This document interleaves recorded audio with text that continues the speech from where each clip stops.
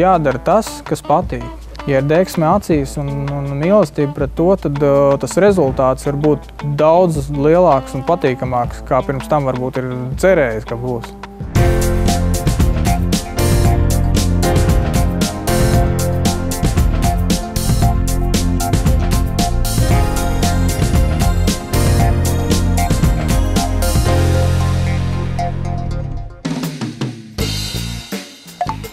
Woodcons ir uzņēmums, kurš ražo jumtu konstrukcijas.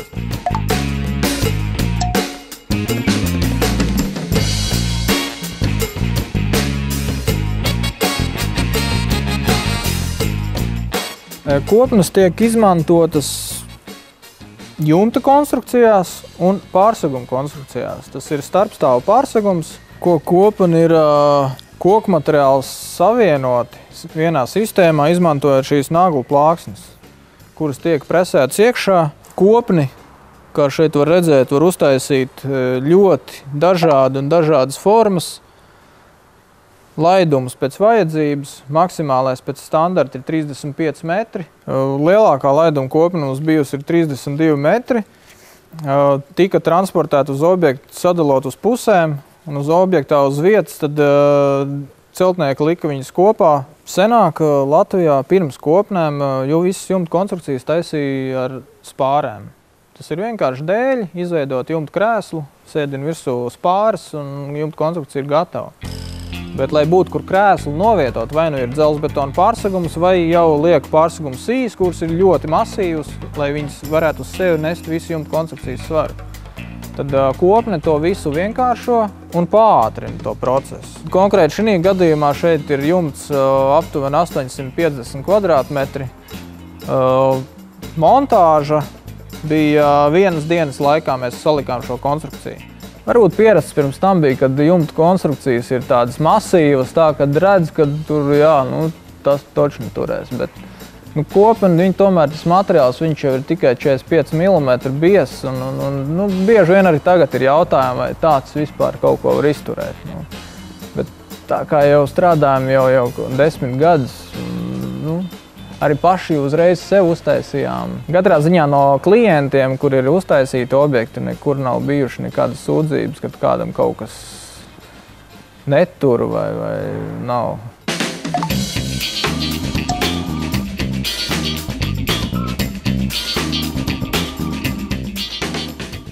Diezgan ilgi ar sportu nodarbojos, pabeidzu Murjāņu sporta ģimnāziju.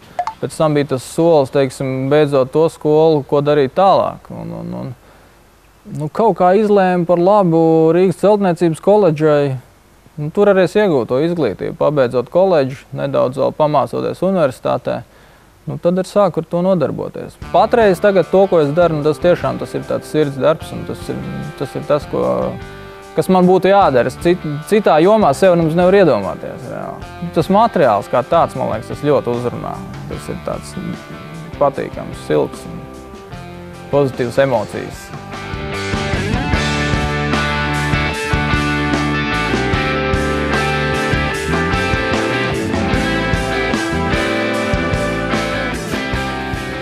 Šeit mēs sagatavojam izēju materiālu.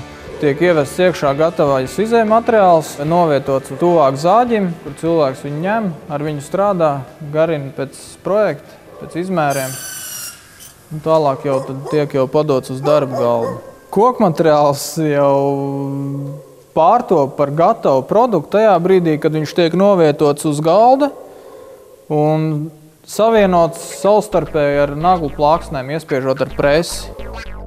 Pirmo reizi par koka kopnēm Raitis Freimans izdzirdēja nejauši kādā seminārā, bet tālākā notikuma attīstība jau bija visai strauja. Kā skaidrs šodien, tas bija brīdis, kas izmainīja viņa dzīvi un kļuva par mudinājumu izveidot pašām savu uzņēmumu. Tad sāku pats interesēties, meklēt iekārtas, kā vispār viņas var uztaisīt. Un tad presi mēs nopirkām no Austrijas uzņēmumu. Tur bija momentā atsaucīgi cilvēki, atbrauc uz Latviju, parādīja, nodemonstrēja, un tas tiešām uzrunāja. Jo redzēja tajā ļoti lielu potenciālu. Sākām mēs divatā, es un cilvēks, kurš zāģēja un garināja materiālus. Reāli divatā mēs ražojām. Dzīvoju Rīgā, atbraucu šeit, uztaisījām objektu, braucu atkal uz Rīgu, es te padzīvoju uz vietas kādu nedēļu. un brauc atkal atpakaļ. Nu, tā, pieaugot apjomam, ņēma darbā vēl cilvēkus, un tad jau es sāku tikai projektēt, palikt pie darba ar klientiem un projektiem. Jo sākotnēji jau bija tā, ka es visu darīju. Projektēju, tirgoju, slēdzu līgumus. Pēdējos kādus 2 gadus ir tā, ka jau redzu projektos, kur tiek pieminēts, ka konstrukcijas ir jāražo Woodcon uzņēmumā, ko pirms tam es tādu projektu pat redzējis neesmu. Tā kā arhitekti jau kaut kādā veidā, jo es esmu bijis semināros, arī runājis, un iespējams, ka tas ir rezultāts arī tam darbam ieguldītajam. Un klienti ir patstāvīgie klienti, un ar katru gadu tas skaits aug ar vien lielāks. Un paliek pie mums, izvēlās mūsu produkciju un ir ļoti apmierināti ar to. Ieguvuši atpazīstamību Latvijā, Woodcon jau izsoļojuši arī ārpus mūsu valsts robežām. Tiesa, tas ir jau daudz izaicinošāks darbības lauks. Citviet koka kopnes ir nevis kas jauns un neparasts, bet jau gadu desmitiem sena tradīcija. Tām var būt gan savi plusi, gan mīnusi. Ļoti aktīva Lietuva ir tagad. Šogad mēs Lietuvai diezgan daudz esam notirgojuši, bet ir tā, ka tie ir, kā saka, viņi ir tā kā pārpircēji, jo viņi tālāk paši tirgo arī uz Skandināviju. Bet tad caur Lietuvu sanāk, ka tirgojam. Un paši pataisno arī uz Norvēģiju tirgojam. Jumta konstrukcijas Beļģija, manuprāt, Francija arī ir bijusi. Un Azerbaidžāna. Tas bija pats tālākais. Mēs uz Azerbaidžānu paši arī braucām, rādījām, kā viņas ir jāuzstāda. Jo viņi pārsvarā taisīja šādu veidu liels laiduma konstrukcijas tikai no metāla, viņiem cits nekas nebija, un tad mēs piedāvājam savu produktu. Ļoti apmierināti bija. Norvēģijā kopena ir standarta produkts, tur nemaz savādāk, viņi nemaz nevar iedomāties, kā var savādāk uztaisīt. Jo bija stāsts tāds, arī par to diskutējot ar Norvēģiem, kaut kādā saruna ievirzījās, ka kopena jau nav vienīgais risinājums jumtam. Viņš tāds izbrīnīts jautāja, kas tad ir vēl, kā no pārējiem var uztaisīt, kas tad tas ir tāds. Tā kā viņi par tādām lietām īsti nemaz nezina, un tas viņiem jau ir ļoti ilgi. Nav jāstāsta par produktu, tas noteikti. Tur ir konkurence daudz lielāka. Tā kā viņiem pašiem uz vietas jau ir kaut kādi 35, 40 kopņu ražotāji. Iedzīvotāju skaita ziņā jau viņi varbūt ir 2 reizes lielāki, 3 reizes lielāki par mums, bet mēs esam Latvijā tādi profesionāli tikai 2 ražotāji. Tā kā, tur ir ļoti liela konkurence. Viņi jau ir tagad, ja kādreiz bija tā, kad viņi īsti negribēja no āras vispār pirkt neko, viņi vairāk atbalstīja savus uzņēmējus, tad tagad jau ir tā, ka jau 2, 3 gadus, viņiem jau galvenais ir cena tagad. Ja es esmu dzirdējis apkārt stāstu, ka ļoti grūti un tad tā es nejūtu, ka būtu baigi grūti to visu uzsākt. Grūtāk ir atrast varbūt tiešām to pareizo cilvēku, tā varētu teikt. Jo. Tāpat mēs mēģinājām sūtīt e-pastus, vienkārši ņēmām, tad visas būvfirmas vienkārši Norvēģija, Zviedrija, Somija sūtījām. Zviedri ļoti pasīvi, praktiski neatbildi, ļoti reti kāds kaut ko. Norvēģi bišķiņi aktīvāk bija, viņi vismaz solīdi atbildi, ka nē, tagad man nevajag varbūt pēc gada. Tad viens bija tāds, kurš atbrauc un apstījās. Ar tām kopnēm iespējams esam kļuvuši jau tā kā atpazīstami Eiropā, jo tiešām tur Itālija nāk pieprasījumi īstenībā pat no Amerikas.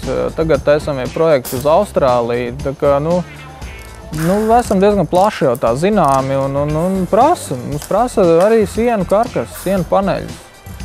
Tad, ja mums prasa un mums ir reāli klienti, tad tā muļķīgi būtu atteikt viņiem.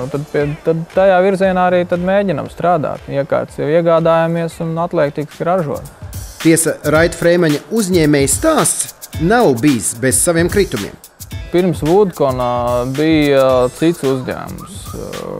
To arī es dibināju. Tas bija tad, kad bija tas saucamais būvniecības bums, kad visi gāja uz urā un bija it kā ļoti viegli uzsākt. Tad arī šeit mēs to visu uzsākām no nulles. Un tas pat bija zemāk kā nulle, jo te principā bija vecs cūkūts, kas bija pamesta bez jumta un stāvoklis bija diezgan drausmīgs. Viss gāja ļoti labi. Beidzās ar kaut kādu 2009. Gadu, laikam, kad arī tas būvniecības bums tā kā gāja uz beigām. Tur arī mēs palikām, tur arī mēs beidzām. Gads bija man pārdomām, tāpat skatījos braukt varbūt, Angliju strādāt vai Norvēģiju, Zviedriju.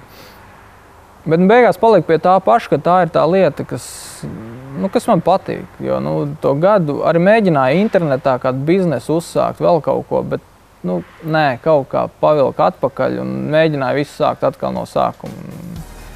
Bet aizgāju jau ar dubultu spāru tādu, jo izanalizēju daudzas lietas, kādas bija kļūdas iepriekš, ko darījām nepareizi. Tad te jau rezultāts īstenībā ir redzams, jo ja mums tad strādāja, teiksim, ražotnē bija 8 cilvēki, mēs ražojām dienā kaut kādas 15 maksimums konstrukcijas. Tad mums tagad bija brīdis, kad bija 4, viņi 4 jau taisīja 25, 30. Tā kā, tas viss bija darba organizācija un tās lietas, ka bija jāsakārtā. Jā, tur Lēšu pasūtīja vienu objektu. Šito jūs tagad tāpat to jūs neuztaisīt? Nē, es jau varētu pabeigt šodien. Jā. Tā tic mierīgi. Pīpēdams.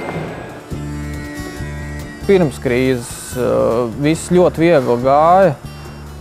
Vienoties ar klientiem par kaut kādām paaugstinātām summām vispār nebija problēmas. Naudas nāca un gāja. Tā bija tā lielākā kļūda un es ar tai plūsmā aizgāju un vienkārši tā naudas plūsma bija galīgi nepareiza.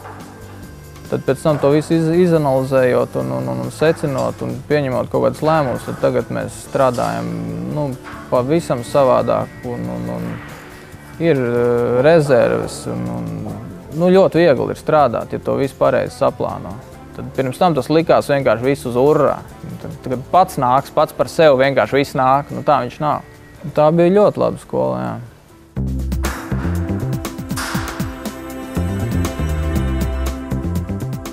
Pats svarīgākais ir tā mana personīga attieksme pret tām lietām, jo to klients visaugstāk arī novērtē, jo viņš to jūt sarunā, jūt tajā brīdī, kad viņam rodās jautājumi, neskaidrības un kā tas tiek risināts. Un tas ir tas, ko visaugstāk arī novērtē.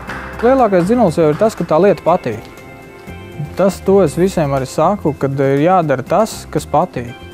Jo pretējā gadījumā iegūt vienkārši kaut kādu izglītību un iet to darīt, tāpēc, ka ir tāda izglītība, bet īsti tas darbs nepatīk, tad viņš arī nenesīs to rezultātu. Tā kā, man pat liekas, ka var izdarīt jebkuru lietu, ja ir deksme acīs un mīlestība pret to, tad tas rezultāts ir pat varbūt neprognozējams. Viņš var būt daudz lielāks un patīkamāks, kā pirms tam varbūt ir cerējis, ka būs.